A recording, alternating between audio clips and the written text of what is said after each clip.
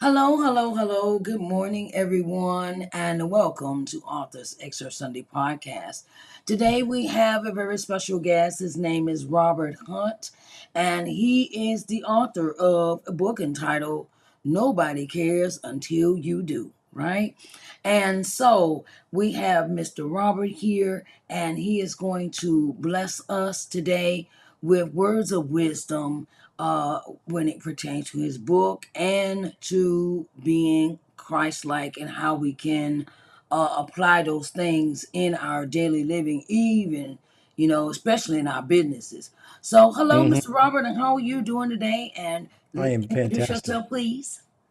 I'm fantastic. I'm glad to be here. I love the blue of your shirt. It's just a great color. Thank you, sir. Thank you so much. So, Mr. Robert, can you tell us about your journey as a writer and what inspired you to write this book? Mm. Uh, my whole journey has really come from a lifetime of learning about accountability and how I wasn't accountable most of my life. And I never saw it that way. But as I got older, I started finding more and more people were expecting me to be accountable in life. And I wasn't really fired up for it. And so I learned the hard way. And then I got into owning my own company 12 years ago. And I realized that most people in the world don't understand what it means like to be accountable. I watched business owners make really bad decisions. I watched employees who thought they were being accountable, but all they were doing was just showing up. And in the different levels of where people were deceived with what it takes to actually have the life you really want. The reason you want to be accountable is so you get the life you really want. There's power and freedom in accountability. It's not a bad thing, it's a good thing. And so as I watch the business owners, I run peer groups for CEOs. And I watch these CEOs in our peer group meetings talk about the challenges they have running their business and what the things they were working on to do that. And the ones who really truly owned it, they were the ones who got the opportunity to see big changes in a positive way in their business. Those who refused to be accountable, they suffered. They suffered the consequences of them not owning it and not bringing it to other people to have them encourage you and support you in the journey. And especially me in my own life, my beautiful wife, Kathy, and I, we went through some real tough times and we write about it in our book. And so once we had gone through that process and realized where we weren't being accountable, what it looked like to really be accountable and the freedom that came with that, we knew we had to write this book. And so my friend Salem Thine, who's a co-author, he pushed me until we finally said, okay, let's get it done. Let's hire a publishing company and get the story out there. And we Mhm. finally got it published in 22. And now we're just wanting to go around and tell everyone about what the power and freedom of accountability really looks like. All right now, because I say accountability, it speaks about character. It really speaks about character and your mindset. The mindset we have to have in order to keep that accountability sustainable. So, what was the inspiration behind Nobody Cares Until You Do? A lot of that came from the journey I had with my at that time 15-year-old son, who we wanted to see him ready to be a man. So we officially told him, "You're a man." Come when he was 15 and a half, and said, "For effective now, you have to start owning your own decisions and making decisions, and you have to get a job. You have to make money." And so as I pushed him more to be responsible for activities and to truly be accountable for the results, he would often come back and say things like, well, my teacher is really a jerk, or my coach isn't fair, or these Mhm. guys are doing that. And there was always some kind of excuse or blame or reason why things weren't being done. And I would just say, James, look, nobody cares if Mhm. you have a bad coach. Nobody cares if your spouse is bad. Nobody cares if your kids are miserable. They care Mhm. that you're not owning it. And I Yes. kept saying to him, nobody cares, nobody cares, nobody cares. He's like, stop saying that. That really drives Mhm. me nuts. But Yes. it is the thing that we have to continue to say. And I Mhm. want us to say it to ourselves. So we decided that the book needed to get people's attention and to kind of shock them enough to take a look at what is this. Mhm. And then that is the turning point in accountability. When you're going along in life and you're not happy with the way things are, Mhm. but you play the victim role Yeah. and you blame and you make excuses and you say you can't, or you just wait and hope until you get to a place you go, wait, nobody cares. Mhm. Nobody cares if I'm fat, broke, miserable in my marriage, angry at God, unhappy with my kids. Nobody cares because we got our own junk to deal with. I Right. don't have the energy to focus on your stuff. Mhm. You need to focus on your stuff. Mhm. And when you care enough to do something about it, is when you gain the power to change everything in your life. Okay. So, um, in our lives, I've been on the other side of the spectrum. I've been on the other side of the spectrum where I was blaming other people and it's somebody else's fault and woe is me and somehow, pity party, And Yeah. then life kind of woke me up. Life kind of woke me up where I had three deaths in my family and they happened right behind each other. And that was my wake up call. And so I realized I have too much life left to live to waste it, Yeah. and that is the purpose behind the purpose. I started talking and having a better relationship with God, and God gave me the vision for all the things that I do. So, and I'm being obedient. I'm being obedient Yes. to His will and His way, and so I went on ahead and created these shows, the other shows I have, and now it's like I'm walking in a blessing that no one can explain. Yeah. You know, Obedience brings blessings. We very much see that in our own lives when we are obedient to God's ways, which we all know what we're supposed to do. yeah. It's just that we don't want to do it. And when Hmm. we're obedient, though, He brings blessings to us that are amazing. Yes, yes, he does. Yes, he does. So, Mr. Robert, I want to ask you to read an excerpt out of your book. I would love to. We'll start at the pretty much the beginning. Heading is You Own It. In our minds, accountability comes down to these three words: you own it. They're fancier, longer definitions, but we think it sums it up beautifully. You're late for a meeting? You own it. You missed your credit card payment? You own that too. There's the dog ate my homework, traffic was a nightmare, my mother didn't love me kind of BS that we throw out too often. There's also, no, that's not fair. Nobody told me this. That's not my job. All that kind of trash.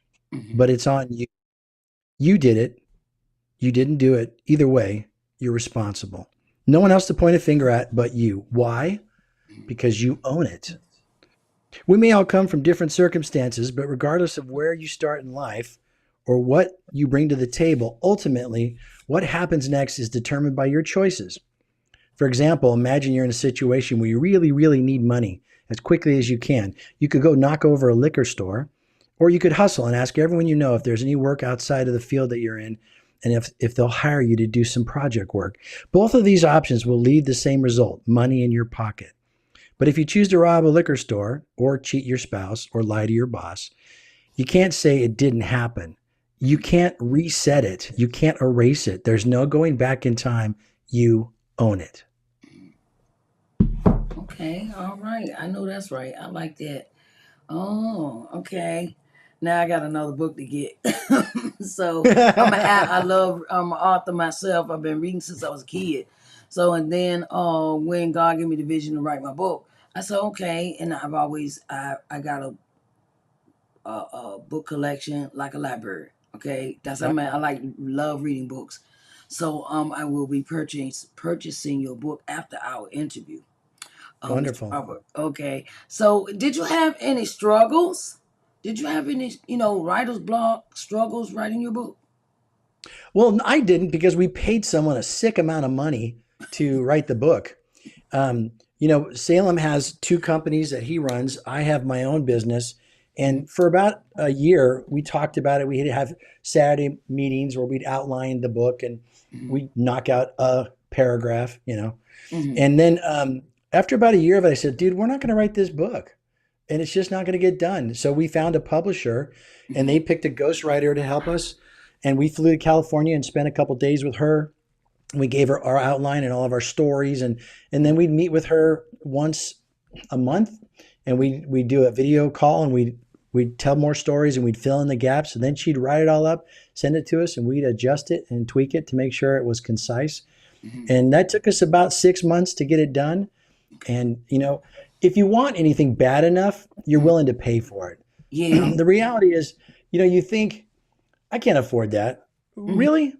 You can afford anything you want. It just Yes. is whether you're willing to do it. I had to give up $50,000 of my money Mm-hmm. That was my half. He put in the other half. Mm-hmm. And we paid the company to do a website and to review the book and to review it and come up with the design and all that stuff. Mm-hmm. And it's a lot of dough.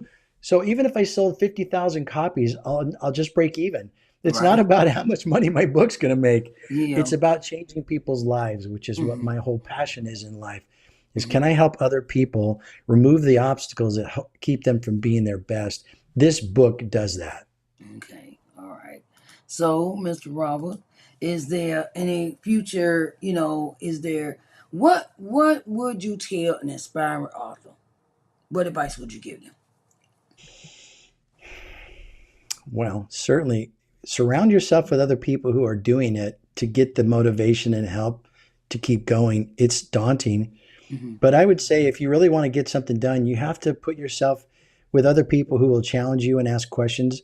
I think, like any goal you set, if it's just with you privately, it probably won't get done. But Mm-hmm. if you declare it to the world and you say, I'm going to write a book, and Mm-hmm. here's what I'm going to write it on, here's what I'm going to do, Mm-hmm. then those friends who care about you can say, how's it going? Yeah. And the peer pressure goes a long way. When you've got someone asking you for the fifth time, did you start writing that book yet? You Right. start to think, I Mm-hmm. got to get on that. Right. Yeah. Uh-huh. So, what do you have planned for your future? You have any events, book signings, traveling, things like that set up for your book? you know, my son suggested that I go to Barnes and Noble and take 10 copies of my book and just put it on the shelf with a note inside that says, here's a free copy from the author, and just let people, see the book and take it. Because no one's going to know if that book wasn't in there. The store guys aren't going to be like, hey, I don't recognize that book. They got 100,000 books probably in there. I have no Mm-hmm. idea, right? Yes. So that my little guerrilla warfare marketing plan to go into bookstores and put my book on the shelf is hovering in my brain somewhere out there. Mm-hmm. What I'm focused on right now is workshops. We've Okay. had a lot of great success with people reading the book and sending us messages and saying how much they loved it, but they're not applying it to every area of their life. They're just saying, "Yeah, that was very encouraging. I really felt convicted. I was challenged." But they didn't take the satisfaction assessment that's inside the book. That's essential. When you read the book, you got to take the satisfaction assessment. Mm-hmm. It's a series of these two little wheels where you declare how satisfied are you in life? Yeah. Because when you declare and you're truly honest with yourself and you Yes. go, well, I don't like my marriage. I don't like my weight. Mm-hmm. I don't like my faith. Well, then the question is, what are you going to do about it? Right. And it's Mm-hmm. at that point that you begin the journey towards accountability.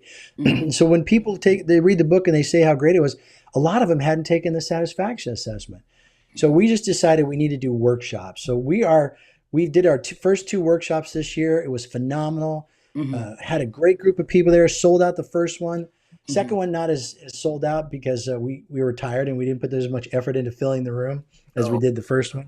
okay. But we see that it works and it changes lives and it gives them an actual practice of accountability, looking at some area of their life, declaring whether they're not satisfied, working on it, removing the lies, and making a plan. And if you teach someone how to do that, they Mm-hmm. can do that in all areas of their life. And that's what we Yeah. want to do. Yes. So, where can the people find you, Mr. Robert? They can go on to nobodycaresbook.com. And that's where we have our page that tells about the book. It's a place you can order the book. And Mm-hmm. there's a community there where you can share your story and a picture of the book. Mm-hmm. For your particular show, I created a new domain called Mm-hmm. nobodycarespod.com. And if someone goes in there and puts in the code word Sharise, I will mail a copy of my book at no charge for them Okay. to have that copy of that book. That way you can know some of the listeners who listen to your show, Yes. and I can give out a couple. I'll give 2 copies of our book that way to the first 2 people who sign up at that website, nobodycarespod.com. Okay. Okay. All right. So, I want to thank you, Mr. Robert. And here's a bit of advice I want to give you about the Barnes and Noble idea, right? Just call Okay? them. Just call them and say, I'm an author and I want to have a book signing at your store. And make the arrangements and because they always have a author's night. They always have an Really? author night. Yes, they do. They call Oh, Barnes and Noble, say you want to talk to the coordinator for the book signing, for book signing, and you talk with them and they, you correspond and you do all this stuff. You got to give them the ISBN number, stuff like that. And then, you just, see what day they give you and you make the arrangements like that. Because I've done a book signing at Barnes& and Noble before. You have. That's Yeah. fabulous. Okay, Yeah. thank you. All right. That's why I'm here. I'm here to help. I'm here to Yes, you help are. and encourage other authors and to keep them motivated and to never give up on their books. Okay. All right. Yeah. Thank you, Mr. Robert. And I greatly appreciate you coming in. Next time you write another book, come on back now. You hear? Okay. You're very kind. Thank you so All, much. all right. All right. Everyone, it has been an honor and a privilege to have Mr. Robert here today. And I want to say thank you to everyone that is come in to our podcast to know about Mr. Robert and to get his book entitled Nobody Cares Until You Do. All right, everyone. I want to thank everyone for having a blessed day and go get your book today. All right. Have a nice day.